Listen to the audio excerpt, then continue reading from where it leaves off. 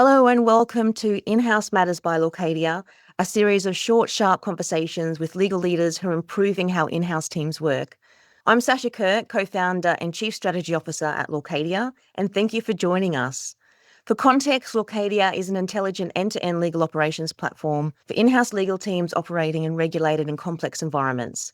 Headquartered in Australia, we also have operations in the UK, the Philippines, and are in the process of opening offices in Toronto to support our North American clients. Today, we're talking about legal tech readiness and the foundational operational work legal teams need to do before buying or implementing technology. Too often, legal teams jump straight into vendor selection, product demos, and implementation before they've properly understood their current processes, data, documents, stakeholders, and the decision points. This is going to be a practical conversation about how legal teams can get the foundations right early, reduce rework, support adoption, and make better buying decisions. Today, I'm joined by Jane Platt, founder and principal consultant at Streamline Legal Ops. Jane has spent more than 20 years inside public company legal departments, working across contract processes, data migrations, compliance programs, records management, and legal technology implementations. Through Streamline Legal Ops, a legal operations consulting business, Jane now brings that enterprise-level experience to small and growing businesses that really need that practical structure, better processes, and more aligned ways of working without that enterprise price tag. Jane, welcome. It's great to have you here. Thank you. Thanks for having me. I'm excited to be here. Before we get into legal tech readiness, can you talk a little about your career path and how your experience inside legal teams has shaped the work you now do with Streamline Legal Ops? You did talk about my experience as a paralegal, and most of my career is working for biotech companies. And so they sue each other, right? When they get approval, then they're going to get sued for patent infringement or all kinds of things like that. So you have to be ready for lawsuits. And I've done discovery, right? And that's a lot of finding your stuff and producing it in a short amount of time. Biotechs also have to deal with FDA, who are looking over their shoulders. And so I've been involved in that too, where FDA inspector shows up and when they ask for something, your answer needs to be, I'll be right back with that, not, I don't know, send it next week. And then the business model is mergers and acquisitions. So I've seen what that looks like when FDA is there, or when you're doing discovery, or when you're doing due diligence, and realize, oh, okay, next time I don't want it to be like that. For sure. One of the things that really stood out for me when we first spoke was your view that teams cannot simply throw technology at a process they do not understand. Can you explain that and also share why understanding processes is so important? So this is going to be mostly in the context of contract management, but it's true of any kind of legal tech. I discovered that when one of the companies I worked at didn't have anything, we didn't have any money. So we thought, okay, let's just build it. So I worked with somebody on IT on Oracle's Application Express. And then they started asking questions right away. What do you want your workflow to be? I don't know. I don't know what the workflow should be, right? Who is involved? When are they involved? And so that was really helpful because I had to answer all those questions internally first. And then what data do I want? If we're capturing data, what? And so you have to think forward to what does that look like at discovery for litigation? What does it look like when FDA shows up? What do I want to have ready at that point? And so if you don't have that, you're not going to collect it. And then you spend years going back and adding stuff in. It's not the most effective way to do that. If you can't describe what you do, how can you possibly build a workflow for it? Yeah, absolutely. Delve a little bit deeper and understand what is it that you're trying to solve and what are the processes that sit around that. Yeah, for sure. So think about if you had a new hire who was helping you with this, how do you describe it? What are you trying to tell them? And I think that shows up really quickly. Oh, I guess I don't know how that happens. Or it happens 5 different ways.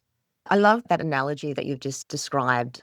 How would you tell a new starter what that process is or how things work? That goes back to something that I think is undervalued, standard operating procedures. Yeah, for sure. I worked with a CFO one time who said, it's impossible to be consistently excellent without a process. And the process needs to be consistent, right? Because if everybody's doing their own thing, that's not a process anymore. That's just a hope and a wish. So you need to think through for contracts. Does legal have to see everything? Who does the drafts? Who's negotiating? Who has to approve all those pieces? When are you collecting data, right? Because you need to find the sweet spot of what's the right amount of data. What do you need, but not too much? And when you get it, so for example, in contracts, I never wanted to collect the effective date at the beginning because that changes. You don't know what the effective date is until it's signed. So don't gather it until you actually have the right information to put in. I don't know what kind of intake process you have in your technology, but that's an essential part of when do you need to know what you need to know. I know our operations team, they really encourage people to only gather the data that they really need. And we'll question it. Do you really need this? Yeah, Because that's right. it's What do easy you to need get a it little for? bit carried away and you want it all. Yeah. You want it all now, but really, do you need it? And what are you going to do with it? And how is it going to change the decisions that you're going to make in the future with your reporting? We always start with the end in mind. So whatever the reporting that you're going to be wanting for your exec, for your leaders, for your legal operations, then build those into the processes. And if you're not going to use it and it's not going to make a material difference, then don't do that. Make your case. And then you have to decide what's required and what's not required. And things are going to change. And that's another thing to keep in mind. You never get it right, ever. I know. And I think that's one of the reasons why we designed our platform, to make it really easy to change things, because we know it's going to change. And I think that's part of that process too, which kind of leads me to the next question I wanted to ask. So we talked about processes. I want to really look at the buying process. So why do you think legal teams often jump straight to vendor selection and product demos before doing some of this really important foundational work? There are a lot of vendors out there, and there's a lot of shiny stuff out there, right? Vendors have great looking software, and everybody wants to see what AI can do to make their lives better. And so that just feels like a shortcut to just say, I don't know how to do it, but these guys know how to do it. They do it all the time. So maybe they can help me figure out how to do it.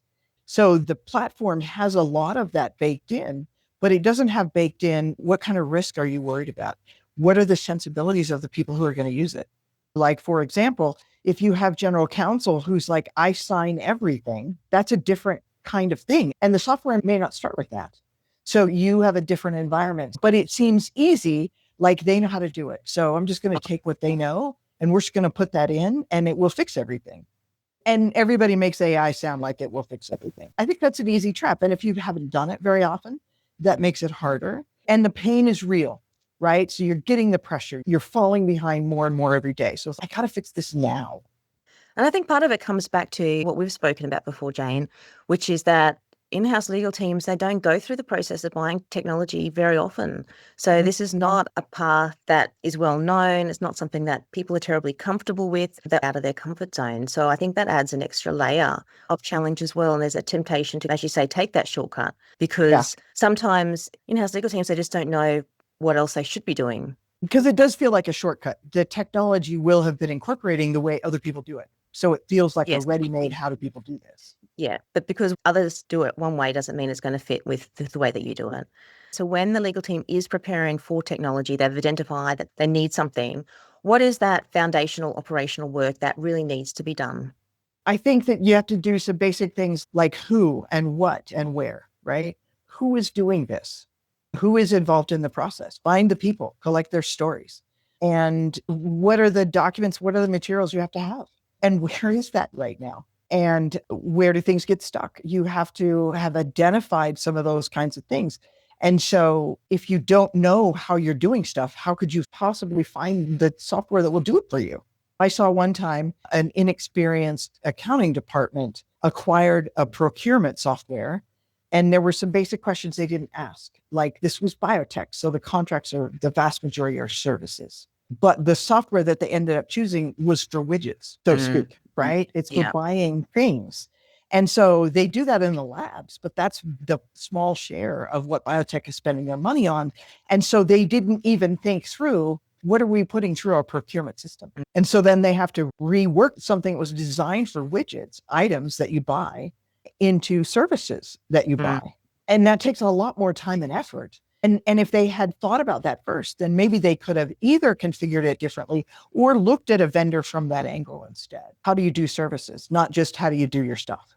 Yes, really drilling down on those aspects that are really going to move the needle for that particular team and environment. So you've spoken about starting with those practical steps. And one of the things that you've worked on in your career is centralizing documents and building a basic register. Why does that kind of foundational work matter before moving into that larger technology investment piece? I think, first of all, you collect those stories. So you find out who's actually using these. And one of the things I see all the time is people tend to think it's just legal or maybe legal and finance. But when you're doing contracts, you have somebody inside the company who owns the relationship with the counterparty. Who is that? This affects them, right? It affects a lot of people. You need to find out who those people are and go beyond. And so when you collect user stories, you sit down with somebody and say, tell me how this works. Then you can listen for who are the characters in that story, because you need to know who those people are. And then where are the documents? Where is the material? Where is the information? Do you know where it is? And it's probably in a lot of places. So I've gone to more than one company and realized there are contracts that are, some of them are attached to POs. Some of them are on the CEO's desk. Some of them are attached to email and nobody ever grabbed the file. It's just sitting in DocuSign. So where is that? You need to figure out where that stuff is and put it in one place. And I think that's really critical. It's so important to have the right data repository, the right document repository, and we get caught up in these traps of having documents sitting in different drives, sitting in emails, sitting everywhere, because then we're not able to maximize technology. Because we all know that garbage in, garbage out. So you need to know what you have. And I think it's really key here, which I know I'm a broken record with this. It's the people who matter, right? You've got to talk to all of the people who know stuff. There are lots of people in your organization who know things you don't know, and they have a perspective you don't have, and you want to benefit from that. So find that early, right? Gather more information internally. So I'm curious now, we've talked about gathering information. I love the phrase story gathering, collecting those stories. I think that's fantastic. How do you move from that into distilling those clear business requirements, functional or non-functional requirements, that is going to help inform that buying decision for the technology? I think this is something that AI can help with. And these days, I think that's a great use for AI. Gather those user stories, give them to an LLM and say, find me the patterns. What are some consistent problems? And then you also have to identify some stories, some pain points are more important, right? Your boss's pain points are more important to you than maybe some other people's, for the CEO, right? So you need to do that, but you have to know your data. If you don't know your data, you can't migrate it. You can't design around it. You can't build a workflow because you don't know what it is. And I'm sure as a technology provider, you probably see that all the time. What data do you have? I just can't stress this enough. I think the more that legal teams can get really clear on what it is their requirements are for different personas within their organization, so the business, the legal team, IT, the more that they can distill it and be really clear on that, the better the outcome is. And I love what you've just said, Jane, about taking those user stories and then using the LLM to draft requirements from that. We often see some teams taking a little bit of a shortcut, so going into AI and saying, give us some requirement sets based on this use case. And then sharing it with the vendors. And then when we are asking questions, because we love to ask lots of questions and get a really good understanding about what does this mean to you? Tell us how this works in your environment. And what we find is they're like, no, that's not how we work. Okay, so let's just set aside what you've sent us. Tell us about what really is the problem that you're trying to solve and how does it really work? So I think that can just take you down the wrong direction. So I think I love what you've just said, Jen. I think that's a really great discipline for teams to get in. So really start with those stories, then use AI to help with those requirements, and then sense check those requirements. Yeah. And then as you gather the stories, you're going to see and you're going to hear, this is better done by a Zoom call or in person or whatever, because then you can see the pain and you can hear the pain and you can see the frustration. And do not forget the people like the executive admins, right? Because they are the ones who see it from a lot of different perspectives. So once again, get the right people, get more people. At this stage, when you're gathering stories, you want more people, not fewer. Now, I want to move on and talk about implementations. So implementation is often treated as a technical project. Sometimes we get IT or business analysts involved in this. But your examples show that it is also about people and change management in terms of that project. What should legal teams do to bring people along early, thinking about that change management and implementation part? Yeah, this is a really interesting part for me. I come from a family of teachers. And so I think we underestimate how much communication and education make a difference. And so there's a lot of research in this area, and people in any organization of any kind tend to fall into three camps. There's one that are early adopters. These feel the pain. I'm ready. What do you want me to do? Let's fix it. And they're your allies, right? They're the ones that you want to bring in early and involve and hear their point of view, because they are the ones who can tell you this doesn't work. help me fix this. You need that information. Then you have the majority of people in any organizations are what I like to call persuadables. That is, they're not excited about it, but if you can help them see what's in it for them, they'll do it. And then you have some resistors. There are some people you will never persuade. So you want to wall that off where you can. When you listen to what they say, and then maybe you can answer some of it. Sometimes they have good points for you to keep in mind. The other thing that I've done a lot of is get them involved in the demos. Let them see the demos and see what there is to choose from. The testing is also really helpful because if they see what your options are and they see what you picked and they understand why you picked it, they're more likely to go along. So I would like to have people test. So I would train them and I would have them test and I'd say, let's do it together because I want to hear how you're feeling about this. And I want to see what frustrates you because that's information that we can use to configure it better, but also train to the things that you perceive are really hard. This is way harder. So for a contract, it was so easy to send an email. Okay, but down the road, this is the trade-off. And so, yes, this is a little harder than shooting an email to counsel. But in the long run, this is what's in it for you. I really appreciate that approach, Jane, because often it is this part that is not always addressed as well. And this is where you start to lose that adoption. Even if you've bought the right tech, if you haven't got that change management piece around it, then even the right tech is going to have some challenges. That's right. Yeah, I think that's a common reason because I've seen terrific technology fail because you didn't address the change. Or maybe it takes 2 years longer to succeed. It's almost as bad. So I'm also curious about the signs that a legal team is not yet ready to buy or not yet ready to implement new legal technology. Great question. It goes back to the who and what and why. I did a 2-minute assessment that is asking those questions. Who is involved? How does this work? And the idea of this is, you think when you answer these questions, what's your answer? I know, or this is ready, or yes, we're good to go. I have a budget. I have a timeline. Or I haven't thought about it yet. If you don't know what your budget and your timeline are, then you're not ready to talk to a vendor. Or who's involved. How do you know who should be sitting in a demo if you don't know who's doing it? So that is a 2-minute readiness checklist and gives you some feedback about if this is not very far along, then here's the next step you can do. And so that's the idea to help them. That's going to be in the chat and we're going to make this available. So it's a diagnostic, right? What do you have? How much do you have? Where is it? That sort of thing. And if you can't answer those questions, you can't pick a vendor. It's a really practical step because it guides you to show, even if you're not ready right now, it points you in the direction of this is where you can start. That's right. And most of us are ready in some areas and then we're behind in others. And so it helps you think about maybe, okay, we're doing great at this. Awesome. But this one we need to work on. And so if a legal team does this foundational work, how does that change the buying process and that implementation experience? What does success look like? Yeah, success looks like you had some specific questions to the vendor about, I know what my pain points are. I have to have a form that the user fills out that legal sees before anybody else sees, before it goes any further. So legal can evaluate. That's a specific need. That's a specific ask. And if you know that, then you can make sure and ask the vendor, does it do this?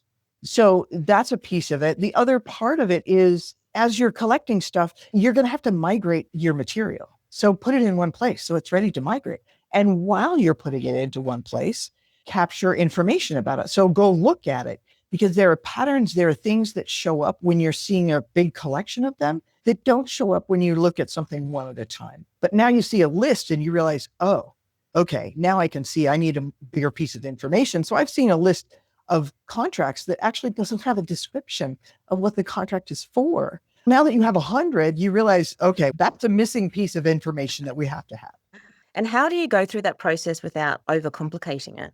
That's always the challenge. I'd like to have all this stuff at my fingertips, but then you'll have people that push back and say, why do we really need this? What are you going to use that for? And that's helpful, right? More viewpoints are helpful so that you don't get into that over engineering area. But that's the balance that you have to strike. What's the right amount of information?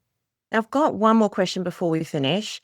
Going back to what we've spoken about earlier in the conversation about stakeholders and the importance of engaging them early, how do you get those busy stakeholders to engage with you early in the piece rather than reacting during that testing or at the go live point? I think those are people you collect their stories from. Because what you've said is, I care about how this process works for you. Tell me how it works for you. and let's see if we can make some of that better for you. And if that's where they start and realize this whole project is to try to solve your problems and our problems, and that's where you start, is get more user stories, not fewer. Wow, that actually is so true. And to be honest, I hadn't fully connected those dots myself. So I think that's amazing. And as we finish off, I'd just love to hear from you, Jane. What gold nuggets and takeaways would you give the audience today? This kind of goes back to an experience that we had, and it's why I so believe in the right people.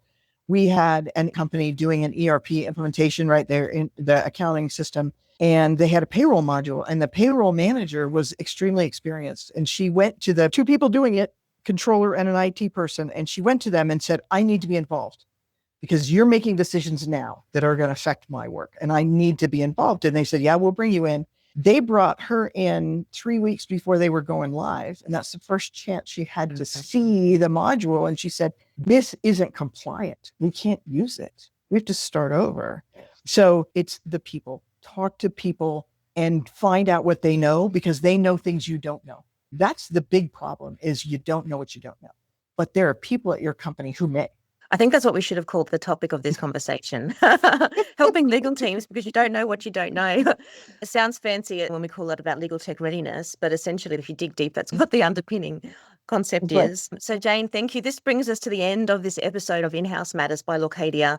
Jane, thank you so much for sharing your experience and your practical guidance.